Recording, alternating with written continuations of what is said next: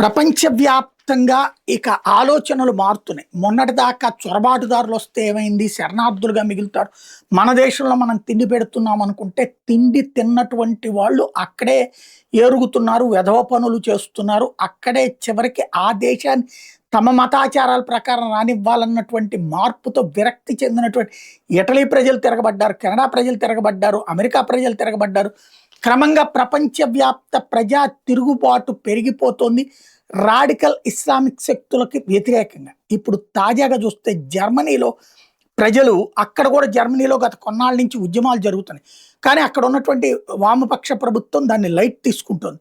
ఇప్పుడు జర్మనీలో మేము సేఫ్గా లేమని 51% మంది జర్మన్ ప్రజలు తాజాగా ఇచ్చినటువంటి సర్వే రిపోర్టు సంచలనం సృష్టిస్తోంది. ఏదైతే మెర్జ్ లీడర్షిప్కి వ్యతిరేకంగా ప్రజలు 51% మంది ఉన్నారంటే పరిస్థితి అర్థం చేసుకోవచ్చు. జర్మనీ సేఫ్గా లేదని అక్కడ ప్రజలే ఇచ్చినటువంటి తీర్పు ఇప్పుడు సంచలనం సృష్టిస్తోంది.